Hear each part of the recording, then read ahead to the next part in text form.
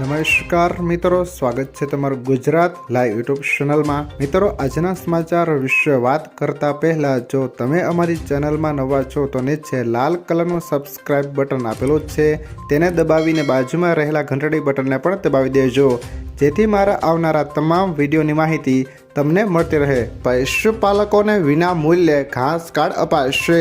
અતિવૃષ્ટિની પરિસ્થિતિમાં પશુપાલકોને વિના મૂલ્યે ઘાસ કાર્ડ આપવા મહેસૂલ વિભાગ દ્વારા પરિપત્ર કરવામાં આવ્યો છે। પશુ દીઠ પ્રતિદિન 5 કિલો ઘાસ આપવામાં આવશે। 5 પશુઓની મર્યાદામાં એક પરિવારને કાર્ડ આપવામાં આવશે। એક સાથે 7 દિવસ માટેનું ઘાસ વિના મૂલ્યે આપવા સૂચના આપવામાં આવી છે। ત્યાર પછીના સમાચાર વિશે વાત કરીએ તો કૃષિ મંત્રીના હસ્તે ખેડૂતો માટે આઈ ખેડૂત પોર્ટલ ખુલ્લું મુકાયું। ગુજરાતના ધરતીપુત્રો રાજ્ય સરકારની ખેડૂત કલ્યાણલક્ષી યોજનાઓનો સરળતાથી લાભ મેળવી શકે તે માટે પોર્ટલ ખુલ્લું મુકાયું।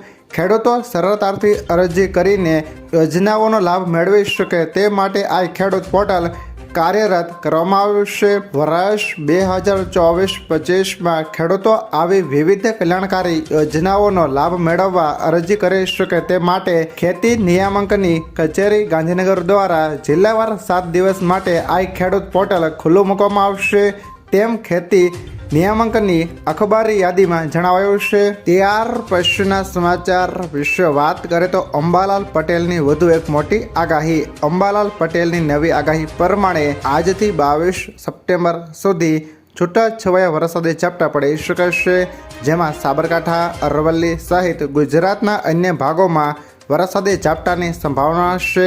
અંબાલાલ પટેલ મુજબ 22 સપ્ટેમ્બરથી બંગાળનો ઉપસાગર સક્રિય થશે।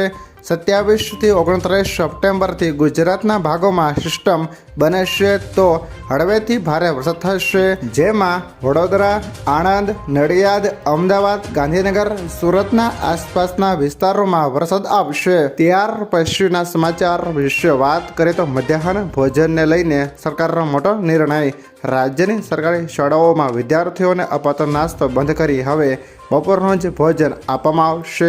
શાળાઓમાં વિદ્યાર્થીઓને મધ્યાહન ભોજનને લઈ રાજ્ય સરકારે લીધેલા આ નિર્ણયથી 43 લાખ વિદ્યાર્થીઓને અસર પડાશે। જો મિત્રો આ વિડીયો તમને પસંદ આવ્યો હોય તો લાઈક કરો, તમારા મિત્રો સાથે શેર કરો, અને જો તમે અમારી ચેનલમાં નવા છો તો ચેનલને પણ સબસ્ક્રાઈબ કરી લેજો, જેથી મારા આવનારા તમામ વિડીયોની માહિતી સૌથી પહેલાં તમને મળતી રહે।